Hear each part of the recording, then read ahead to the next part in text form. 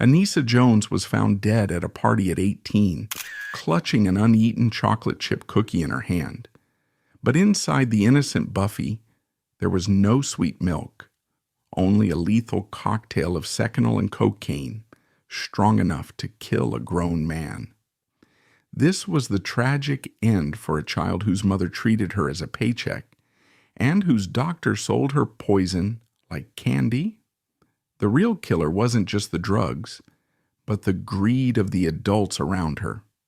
Her mother forced Anissa to work to exhaustion to support her lifestyle, while Dr. Don Moshos prescribed powerful sedatives to the teenager without examination, as long as the check cleared. Anissa died in absolute loneliness, trapped between a mother who exploited her and a doctor who sold her death. The year was 1966. The golden age of Hollywood cinema was collapsing. The studio system, MGM, Paramount, Warner Brothers, was being dismantled by antitrust laws and the rise of television. Television was the new gold rush, but it was a machine that required fuel. The networks, CBS, NBC, ABC, needed content to fill the airwaves, specifically family-friendly content that would attract advertisers like cereal companies and detergent manufacturers. The genre of the moment was the high-concept sitcom. These were shows with a gimmick. I Dream of Jeannie, a genie, Bewitched, a witch, The Munsters, monsters. CBS had a new concept, Family Affair. The premise was a softer, more emotional take on the genre. A wealthy, swinging bachelor engineer, Bill Davis, played by Brian Keith, living in a Manhattan penthouse, suddenly inherits his nieces and nephew after their parents die in a car crash. It was a show about grief wrapped in a comedy. To make it work, the casting of the children was critical. They needed a Sissy, the teenager, a Jody, the boy, and most importantly, a Buffy, the little girl. Buffy was the emotional anchor of the show. She represented the vulnerability of the orphan. The casting call went out to thousands of agents. Enter Mary Paula Jones. Anissa's mother, Mary Paula, was a woman who felt she had been cheated by life. Following a bitter divorce from Anissa's father, John Jones, in 1965, she was left with custody of 2 children, Anissa and her brother Paul, and very little income. She was a woman with expensive taste. She coveted the Southern California lifestyle of convertibles and beach houses, but she had no career to support it. She looked at her daughter, Anissa. Anissa was 6 years old. She was small for her age, with wide, soulful eyes and a natural, unforced charm. She wasn't show busy. She didn't tap dance. She had a quiet sadness about her, perhaps a result of the trauma of her parents' divorce. Mary Paula realized that this sadness was a commodity. The dynamic in the Jones household shifted overnight. Psychologists call it parentification. This is a form of abuse where the child becomes the emotional or financial provider for the parent. Mary Paula reportedly made it clear to Anissa, "We have no money.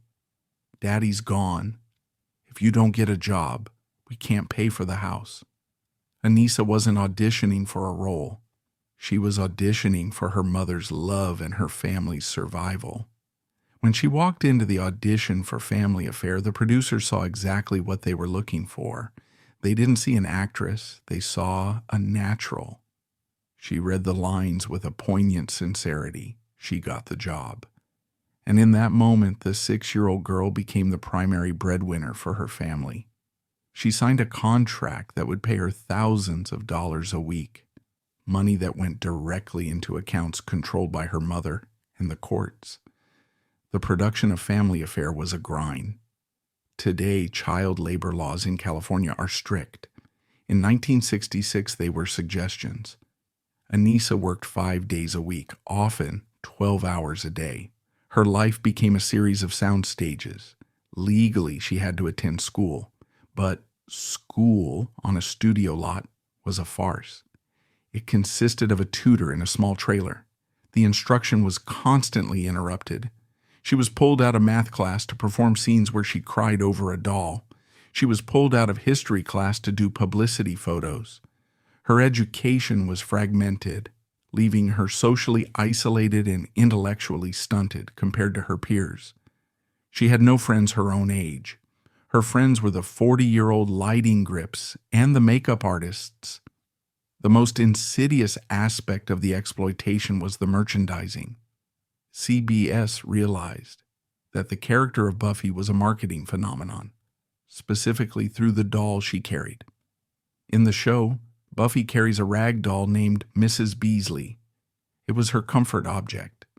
Mattel, the toy giant, struck a deal with CBS to mass-produce the doll. It became one of the best-selling toys of the 1960s. To sell the doll, they needed Anissa.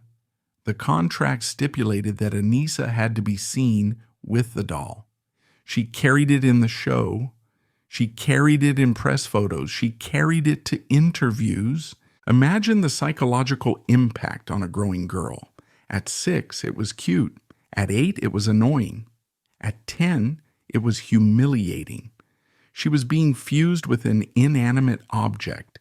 She wasn't Anissa Jones. She was the girl with Mrs. Beasley. The doll became a physical manifestation of her bondage. She couldn't put it down, because putting it down meant breaching the contract, and breaching the contract meant no money for her mother. If there is a single event that illustrates the absolute callousness of the adults in Anissa's life, it is the incident of the broken leg. It was 1969. The show was in its 4th season. It was a top-rated hit. The machine was running at full speed. On a rare weekend off, Anissa was playing at a park in Playa del Rey. For a brief moment, she was just a normal 9-year-old child. She was running. She slipped. She fell. The pain was immediate and blinding. She had suffered a compound fracture of the right leg. It was a serious injury, requiring a heavy plaster cast and significant recovery time. In a humane world, the response would be simple. Stop filming. Delay the schedule. Write the injury into the script. Let the child heal. But Family Affair was a business. A delay in production cost thousands of dollars a day. The producers called Mary Paula Jones. They told her the schedule could not be changed. They needed Anissa on set. And Mary Paula agreed. The following Monday, a 9-year-old girl with a shattered leg was wheeled onto the soundstage. She was in agony. The bone was still knitting. The swelling was intense. The directors used creative framing to hide the injury. They sat her behind tables. They covered her legs with blankets. They had her stand on one leg, leaning against a couch for support, while smiling and delivering cheerful lines about Mrs. Beasley. She was medicated to manage the pain, marking the beginning of her relationship with prescription drugs, not for recreation, but for performance. She learned that pills made the pain go away so she could work. The injury never healed correctly. Because she wasn't allowed to rest, the muscle atrophied. The bone set slightly askew. During her autopsy 7 years later, the coroner noted the deformity in her right leg. It was a scar on her skeleton, a permanent record of the time her mother and her employers decided that a TV schedule was more important than her physical body. This was the environment that Anissa Jones survived for 5 years. She was a worker, a prop, and a paycheck. But the true danger wasn't the work. It was what would happen when the work stopped. The physical scars on her leg would eventually fade, knitting together into a permanent, aching reminder of her servitude. But the machinery of Hollywood has no use for broken parts, nor does it have patience for the inevitable biology of aging. As the 1960s bled into the 1970s, Anissa Jones committed the one sin a child star can never be forgiven for. She grew up. And when the pigtails no longer fit, the industry that had consumed her childhood didn't offer her a severance package. It handed her a pink slip. The lights of the sound stage dimmed, plunging her into a new, terrifying reality where she was no longer a valuable asset, but a liability to her own mother. On March 4th, 1971, Family Affair was canceled.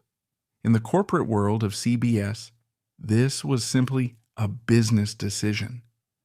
The rural purge was sweeping through television. Networks were shifting away from wholesome, family-friendly shows toward edgier, urban content like All in the Family. Shows like Family Affair, The Beverly Hillbillies, and Green Acres were seen as outdated. But for Anissa Jones, who had just turned 13, the cancellation wasn't just a job loss. It was an identity crisis. For 5 years, her entire existence had been defined by the show. Her friends were the crew, her school was the trailer, her mother's affection was tied to her paycheck. And suddenly it was over. There was no severance package.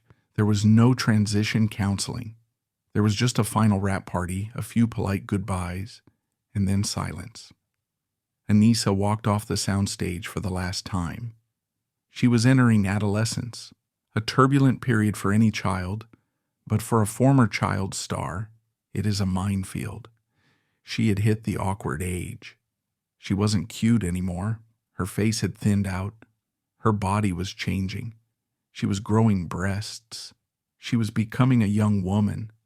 But Hollywood didn't want Anissa Jones the woman. They wanted Buffy the orphan. She wanted to act. She wanted to be taken seriously. She auditioned for roles that would allow her to shed the pigtails and the doll. She wanted to be a dramatic actress. But when she walked into casting offices, the directors didn't see potential. They saw a canceled TV show. They saw a has-been at 13. "We love you, Anissa," they would say, "but you're just too Buffy." The tension in the Jones household reached a boiling point in 1973. William Friedkin was casting for a new horror film called The Exorcist. It was the hottest script in town. Every young actress in Hollywood wanted the role of Regan McNeil. Mary Paula pushed Anissa to audition. She saw it as a comeback. It was a lead role in a major studio picture. It would solve all their financial problems. Anissa went for it. She saw a chance to shatter the innocent image of Buffy once and for all. She poured herself into the audition, hoping to prove she could carry a dark, complex role. But she lost. The role went to Linda Blair. The Exorcist became a cultural phenomenon, launching Blair into superstardom. For Anissa, the rejection was devastating. It wasn't just a lost job. It was a confirmation that the industry had moved on without her. Her mother's disappointment was palpable, adding another layer of weight to the teenager's shoulders. There was one final singular moment where this trajectory could have changed. One what-if scenario that haunts Hollywood history. In 1975, director Martin Scorsese was casting for his gritty masterpiece, Taxi Driver. He needed an actress to play Iris, a 12-year-old prostitute. The role required a young actress who could convey a terrifying loss of innocence. Anissa Jones was considered for the role. Think about the implications. Anissa was nearly 18 at the time, but she could still play younger due to her petite stature. She was desperate to shed the Buffy image. She wanted to be taken seriously as an actress. She was a contender. She understood the darkness of the character because she was living it. She knew what it felt like to be used.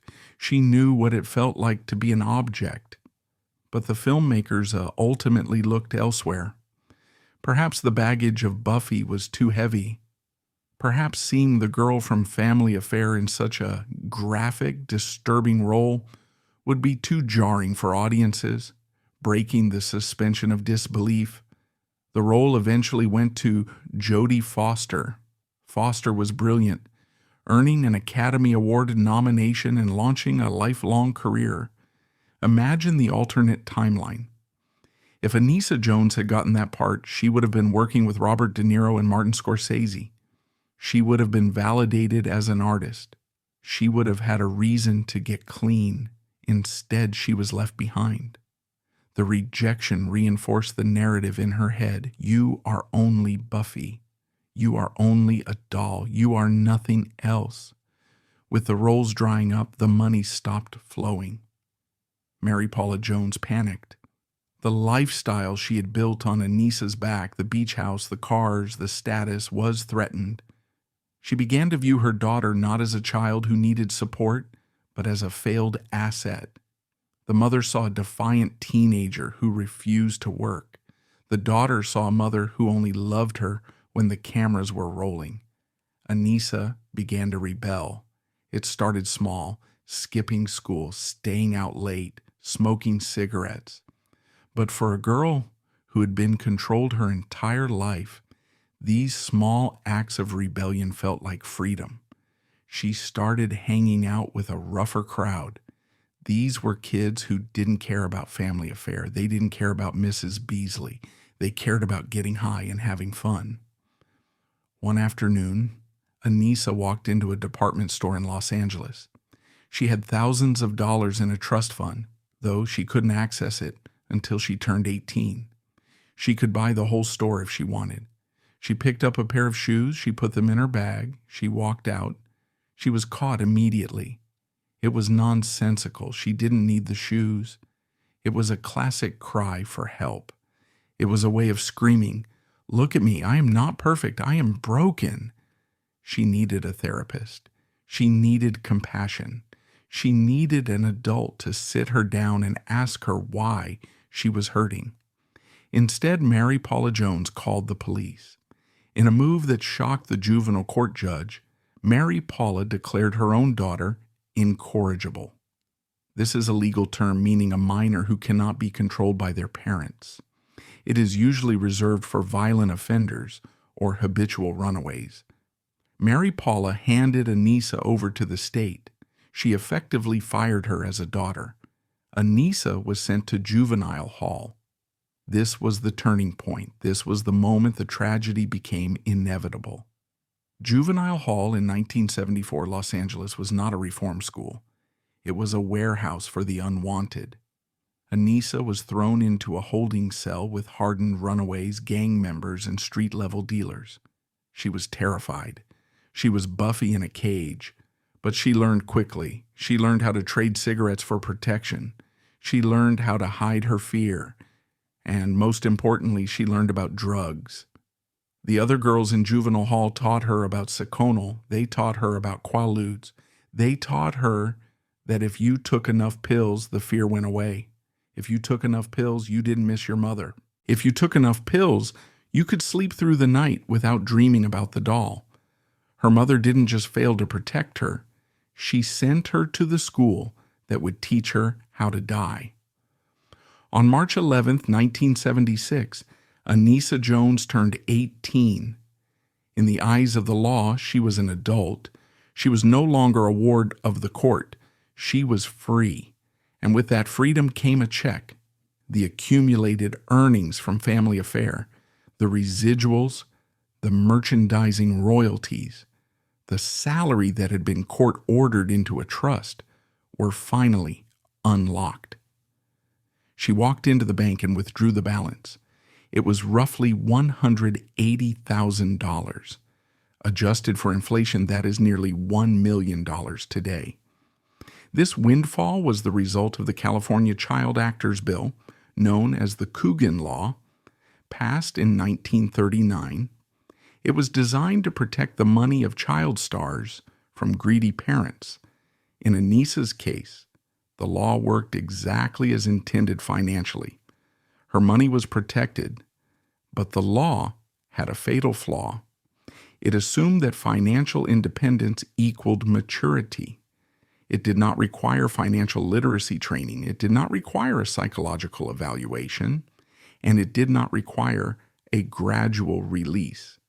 The money was given as a lump sum, an avalanche of cash. For Anissa Jones, who had spent the last year in juvenile hall, learning how to numb her pain with chemicals, the Kugan law didn't save her. It poured gasoline on the fire. She wasted no time. She moved out of her mother's house immediately. She rented an apartment in Playa del Rey near the ocean. She wanted to live the life she had seen in magazines. She bought a new car, a Ford Gran Torino. She bought a Chevrolet Camaro for her brother Paul. She tried to play house. She tried to construct the life of a normal, successful young adult. She invited friends over. She hosted parties. She was generous to a fault. She was the girl who always picked up the check. She was the girl who lent money to friends who never paid her back. She was desperate for connection, and she found that money was a quick way to simulate it. But the most dangerous purchase she made wasn't the car or the apartment. It was the access. With $180,000 in the bank, she no longer had to hustle for street drugs. She didn't have to buy mystery pills from a dealer in a park. She could afford a higher class of addiction. She could afford a doctor.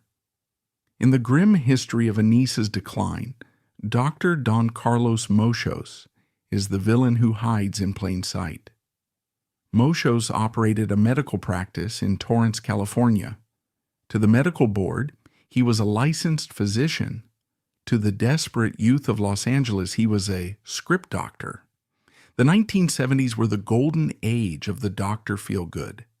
The pharmaceutical industry was pumping out sedatives and stimulants by the ton, and regulations were loose. Doctors like Moschos realized that the Hippocratic Oath was less profitable than a vending machine business model. Anissa didn't find Moschos by accident. In the drug subculture, his name was passed around like a secret password. If you had the cash, he had the pad. The dynamic was transactional and cold. Anissa would walk into his office. There would be no stethoscope, no blood pressure cuff, no questions about her mental health or her history of trauma. There was only a fee, usually around $15 to $25 per visit, and a request. Moschos knew exactly who she was. He knew she was a troubled young celebrity. He knew she had a history of emotional instability. A responsible doctor would have seen the red flags, the weight loss, the tremors, the desperation in her eyes, and intervened. Moschos saw a repeat customer. He placed her on a chemical regimen that was biologically unsustainable. It was the classic upper/downer cycle that killed so many icons of that era, from Judy Garland to Elvis Presley. To wake up, to function, to feel that burst of energy she had lost when Hollywood rejected her, he prescribed Ritalin and amphetamines. These drugs forced her nervous system into overdrive. They burned through her energy reserves. They suppressed her appetite. They made her heart race. But you can't stay up forever. Eventually, the anxiety sets in, the paranoia, the crash. So to bring her down, to help her sleep, he prescribed Seconal. Seconal, known on the street as Reds, Red Devils, or Red Birds, is a barbiturate. It is a central nervous system depressant. It works by slowing down brain activity. In the 1970s, it was the sleeping pill of choice for the suicidal and the sleepless. Moschos wasn't treating a patient. He was managing a chemical yo-yo, up in the morning, down at night, faster, then slower, screaming, then silent. He turned Anissa's body into a battleground where two opposing chemical armies fought every single day. And the collateral damage was her heart, her liver, and her will to live. In the midst of this spiral, Anissa fell in love. His name was Alan Coven. He was older, drifting, and part of the same drug-fueled ecosystem that Anissa inhabited. To the outside world, they looked like a typical counterculture couple of 1976. Long hair, bell-bottoms, driving fast cars, along the Pacific Coast Highway. But inside the relationship, the dynamic was fragile. They were bonded by their habits. Alan wasn't a monster. By many accounts, he cared for Anissa, but he was ill-equipped to save her. You cannot be a lifeguard if you are also drowning. They spent the summer of 1976 in a haze. It was the bicentennial summer. America was celebrating its 200th birthday. There were fireworks, parades, and a sense of national renewal. But in the apartment in Playa del Rey, the curtains were drawn. Anissa was deteriorating. She weighed barely 100 pounds. The Buffy cheeks were gone, replaced by the gaunt, hollow look of chronic amphetamine use. She talked about the future, but her actions were stuck in the present. She talked about going back to school. She talked about maybe trying acting again, on her own terms. But the seconal made the future feel far away. The seconal made the now feel fuzzy and safe. The tragedy of Anissa Jones is that she wasn't trying to die. She was trying to survive the day. She used the uppers to feel like the energetic, happy girl the world wanted her to be.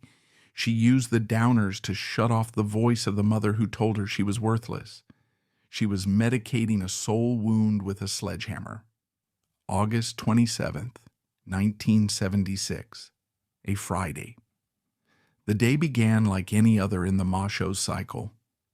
Anissa visited the doctor. The autopsy records and police investigation later confirmed that she obtained a new supply of Seconal that very week. She and Alan made plans to go to a party. Her friend Helen Hennessy was hosting a gathering in Oceanside, a beach town down the coast in San Diego County. It was meant to be a fun weekend getaway, a chance to see friends, to listen to music, to escape the claustrophobia of Los Angeles. Anissa packed a bag. She packed clothes. She packed her makeup. And fatally, she packed the envelope from Dr. Moshos. They drove south. The mood was light. Witnesses who saw her that night described her as happy, if a bit frantic, a common side effect of the stimulants she took to stay alert for the drive. They arrived at the house on Sleeping Indian Road. The party was in full swing. It was a time capsule of the era. The Eagles and Fleetwood Mac on the stereo, smoke in the air, a sense of aimless hedonism. Anissa mingled. She laughed.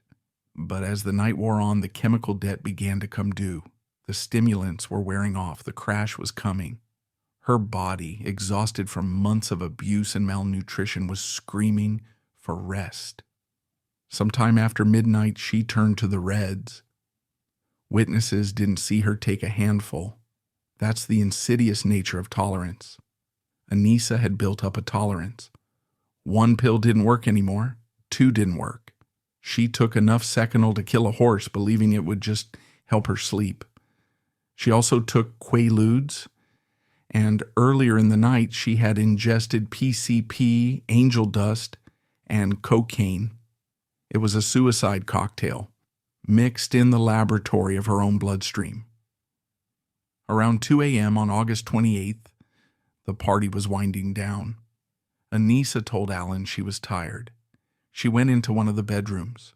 The stimulants were fading, but they left behind a gnawing hunger. This is the cruel biological joke of the amphetamine crash. The body suddenly realizes it is starving. She found a chocolate chip cookie. It was likely sitting on a tray in the kitchen or the bedroom. It was such a small thing, a childhood treat. She took it with her. She walked into the quiet bedroom away from the noise. She curled up on the floor. Maybe the bed was too soft, or maybe she felt dizzy and the floor felt solid and safe. She held the cookie in her right hand. She prepared to take a bite, and then the Seconal hit the brainstem. The medulla oblongata is the primal part of the brain. It controls the things you don't think about: your heart rate, your digestion, your breathing. Barbiturates like Seconal work by depressing this center. If you take too much, the signal just stops. There was no pain, There was no gasping for air. There was no dramatic clutching of the chest. Anissa Jones simply forgot to breathe. She fell asleep. And then mere moments later, she slipped from sleep into darkness. The cookie remained in her hand, poised for a bite that would never come. The house held its breath for hours. In the next room, guests slept off their highs. The sun rose over Oceanside, indifferent to the tragedy on the floor. The morning of August 28th, 1976, was bright and violently silent. Sometime around 11 a.m., Alan Coven woke up. The house was quiet. He moved through the hallway, likely assuming Anissa was still sleeping off the drugs and the exhaustion of the previous night. He opened the bedroom door. Anissa was exactly where she had been hours earlier. She was curled on the beige carpet near the foot of the bed. She looked peaceful. Her eyes were closed. She was wearing a simple nightgown.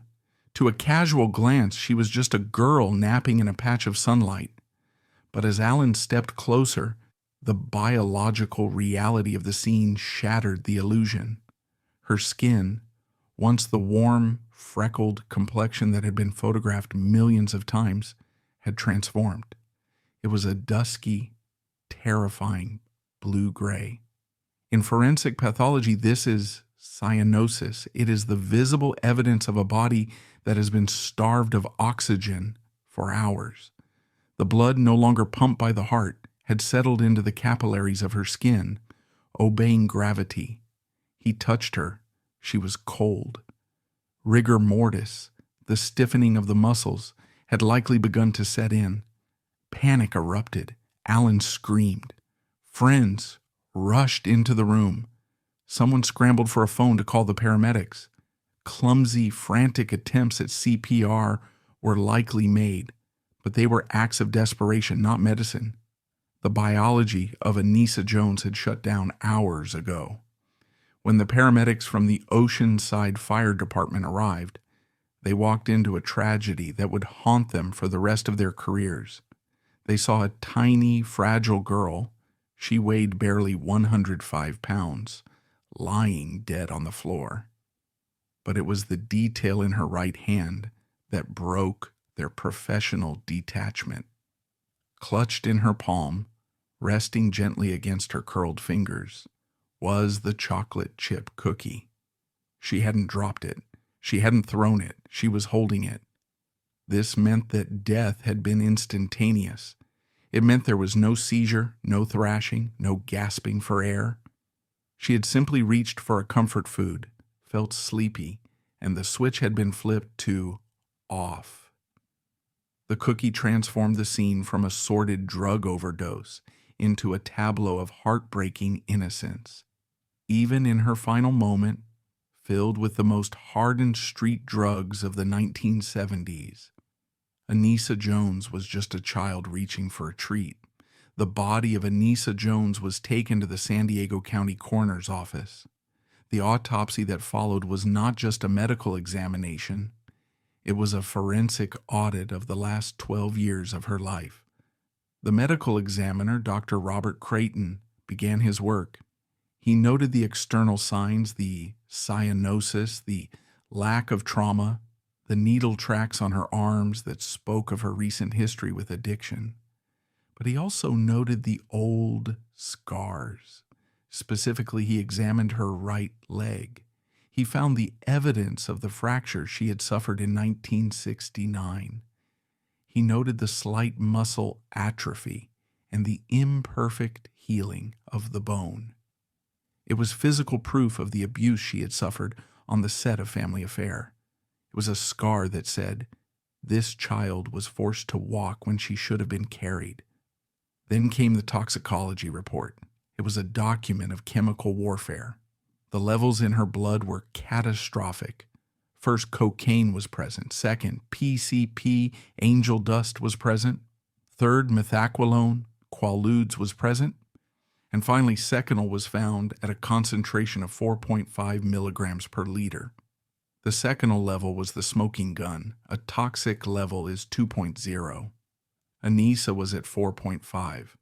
But the report revealed something even more tragic: the synergistic effect. The coroner concluded that Anissa had not intended to commit suicide. This was ruled an accidental drug overdose. She had been trying to manage her own chemistry. She used the stimulants to party and the depressants to sleep. She didn't know that mixing Seconal with the alcohol she had consumed created a multiplier effect. She didn't know that her liver, battered by drug use, couldn't process the toxins fast enough. She died of a mathematical error, but the police didn't just find drugs in her blood. They found the source. On the nightstand next to her body, investigators found a small fluid ounce bottle containing a liquid blue liquid, likely a mixture meant to be dropped into eyes or nose, often used to conceal drug use, and, crucially, a paper envelope. Inside the envelope were pills, and printed on the label was the name of the prescribing physician, Dr. Don Carlos Moschos. The death of Anissa Jones was national news. The image of Buffy was sacred to the American public. The idea that she had died a junkie's death in Oceanside was repugnant. The public demanded answers. They didn't want to blame Buffy. They wanted to blame the monster who killed her. The investigation turned immediately to Dr. Don Carlos Moschos. The San Diego District Attorney and the California Board of Medical Quality Assurance launched a coordinated raid. They obtained a warrant for Moschos' office in Torrance. What they found was not a medical practice. It was a drug trafficking operation masquerading as a clinic. The files revealed that Moschos was running a script mill. He saw dozens of patients a day. The appointments lasted minutes. There were no medical histories taken. There were no physical exams. There was just a cash exchange and a signature on a prescription pad. Specifically, the records regarding Anissa Jones were damning. They showed a pattern of reckless prescribing that bordered on homicidal. In the weeks leading up to her death, Moschos had prescribed her massive quantities of Seconal and Ritalin. He knew she was an addict. He knew she was unstable, and he kept writing the scripts. On October 12th, 1976, 6 weeks after Anissa died, police arrested Dr. Don Carlos Moschos. The charges were severe. He was indicted on 11 felony counts, including illegally prescribing narcotics to addicts. But the most significant charge was second-degree murder. This was historic. It was incredibly rare for a doctor to be charged with murder for writing a prescription. The district attorney was sending a message. A pen can be a murder weapon. If you knowingly give a loaded gun to a suicidal child, you are responsible. If you give a bottle of Seconal to an addict like Anissa Jones, you are a killer. The media circus was intense. Moschos was painted as the Dr. Feelgood who preyed on Hollywood's children. He was the villain the story needed. The prosecution had the toxicology report. They had the envelope with his name on it. They had the records. They had a slam-dunk case. But the wheels of justice grind slowly and biology is impatient. Dr. Don Carlos Moschos was out on bail, awaiting trial. He was reportedly drinking heavily, the pressure of the impending prison sentence weighing on him. On December the 27th, 1976, exactly 4 months minus 1 day after Anissa died, police were called to Moschos' home. They found the doctor dead. The cause of death was acute liver failure, likely brought on by hepatitis and chronic alcoholism. He had drunk himself to death before he could face a jury. The criminal case was immediately dismissed. In the eyes of the law, you cannot try a dead man. The state closed the file. There would be no verdict. There would be no prison sentence. There would be no moment where Anissa's mother or brother could look him in the eye and hear the word guilty. However, the legal battle did not end with Moschos' death. Anissa's family, specifically her grieving brother Paul, refused to let it go. They filed a civil suit against Moshos's estate. In 1979, 3 years after Anissa died, a civil jury returned a verdict. They found Dr. Don Carlos Moshos's estate 30% liable for the death of Anissa Jones. They ruled that while Anissa bore some responsibility for taking the drugs, the doctor had failed in his duty of care. The jury awarded the Jones family $79,500. It was a pittance. Anissa had earned more than that in a few months on Family Affair, but the money wasn't the point. The verdict was a legal acknowledgement that Anissa Jones hadn't just died. She had been helped into the grave by a man sworn to do no harm. But for the Jones family, the money and the verdict came too late. The blast radius of Anissa's death extended far beyond the courtroom. Paul Jones didn't just lose a sister, he lost his only witness to the madness of their childhood, and without her, he was the next domino waiting to fall. The most profound casualty of this explosion was her younger brother. Paul was the other Jones child. He was 2 years younger than Anissa. He had grown up in the same volatile household, witnessed the same parental wars, and suffered the same neglect. But he had been spared the burden of fame. He wasn't Jody, he was just Paul. While Anissa was the provider, the golden goose who paid the mortgage and bought the cars, Paul was the observer. He watched the industry consume his sister. He watched his mother push her. He watched the light go out in her eyes. When Anissa died, Paul was devastated. They had been trauma bonded.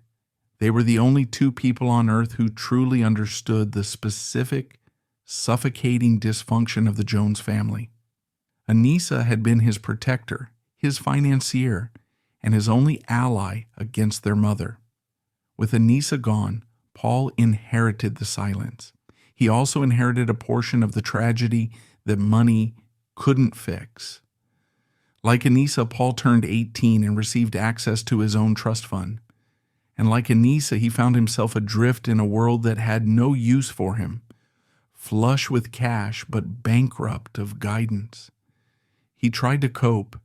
He tried to live a normal life, but the shadow of Buffy was long. Everywhere he went, people knew him as the brother of the dead girl. The tabloids had feasted on Anissa's overdose, turning the Jones name into a synonym for Hollywood tragedy. Paul didn't have the Dr. Feelgood network that Anissa had accessed, but he didn't need it. The streets of Los Angeles in the late 1970s and early 80s were awash in cocaine and heroin. The upper/downer cycle that killed his sister was waiting for him, and he stepped into it with the inevitability of gravity. On March 15, 1984, the cycle completed itself. Paul Jones was found dead of a drug overdose. He was 24 years old. The details were tragically familiar. It wasn't a suicide note, it was a chemical miscalculation. It was a young man trying to escape his own head, just as his sister had done 8 years prior. With Paul's death, the Jones children were gone. The assets that Mary Paula had fought for in the divorce, the children she had pushed into the spotlight, had been liquidated by the very industry and lifestyle she coveted. Mary Paula Jones is the enigma at the center of this tragedy. In the narrative of Anissa's life, she is often cast as the villain, the stage mother from hell. The evidence supports this view. She did parentify Anissa. She did force her to work with a broken leg. She did call the police and send her to juvenile hall rather than getting her therapy. But after 1984, Mary Paula Jones became a figure of almost Shakespearean tragedy. She was a mother who had outlived all her children. She retreated into a life of reclusion. She continued to live in Los Angeles, surrounded by the ghosts of her ambition. She rarely gave interviews. When she did, she was defensive. She denied pushing Anissa. She denied the abuse. She painted herself as a victim of a rebellious daughter and a cruel industry. Was it denial, or was it a survival mechanism? To admit culpability would be to admit that she had traded her children's lives for a few years of comfort. That is a truth too heavy for any human psyche to bear. She lived for nearly 3 more decades after Paul died. 30 years of silence. 30 years of waking up in a house that no longer echoed with the voices of the children she had failed. Mary Paula Jones died in 2012. She took her secrets, her justifications, and her grief to the grave. But the tragedy of Anissa Jones wasn't just a private family matter. As the years passed, the darkness that consumed her seemed to bleed outward, infecting the entire legacy of Family Affair. The public began to whisper about the curse. While curses are often just patterns of tragedy amplified by the media, the statistical probability of the misfortune that befell the cast of Family Affair is hauntingly high. It wasn't just Anissa. The show's patriarch, Brian Keith, Uncle Bill, was a beloved figure on set. He was a surrogate father to Anissa, often protecting her from the harsher instincts of the producers. But Keith carried his own darkness. In 1997, suffering from emphysema and lung cancer and grieving the recent suicide of his daughter, Daisy, Brian Keith took his own life. He died of a self-inflicted gunshot wound at the age of 75. Then there was Sebastian Cabot, Mr. French, the sophisticated gentleman's gentleman who served as the maternal figure on the show. Cabot was a heavy smoker and struggled with obesity. In 1977, just 1 year after Anissa died, Cabot suffered a massive stroke and died at the age of 59. The only survivor of the core trio of children was Johnny Whitaker, Jody. Whitaker's trajectory serves as the control group in this tragic experiment. Like Anissa, he was thrust into fame early. Like Anissa, he was typecast. And like Anissa, he fell into the trap of addiction. In the 1990s, Whitaker admitted to a severe drug and alcohol problem. His family held an intervention, threatening to cut him off. Unlike Anissa's mother, who handed her daughter to the state, Whitaker's family forced him into rehab. He survived. He got clean. Today, he works as a drug counselor, helping others escape the trap that killed his TV sister. Whitaker often speaks of Anissa with a survivor's guilt. He was the one who made it out. He was the one who got the second chance that Anissa was denied by a few milligrams of Sacanol. In the end, Anissa Jones achieved a dark kind of immortality. She is frozen in time. She will never be 40. She will never be wrinkled. She will never be a has-been trying to get a cameo on a sitcom. She is forever 18. But this immortality came with a final cruel erasure. There is no grave for Anissa Jones. There is no headstone for Paul. Following her death in 1976, Anissa was cremated. Her ashes were scattered over the Pacific Ocean, off the coast of California. It is a fitting, if melancholy, resting place. Anissa loved the beach. The ocean represents the freedom she chased but never caught. But the lack of a physical monument contributes to the erasure of Anissa Jones. Unlike Marilyn Monroe or James Dean, whose graves are pilgrimage sites, Anissa simply vanished into the ether. For years, fans of Family Affair would look for a place to pay their respects. They found nothing. She was everywhere, in reruns, on YouTube, in the collective memory of a generation, but she was nowhere. In a cruel twist of irony, the only physical monument to her existence is the Mrs. Beasley doll.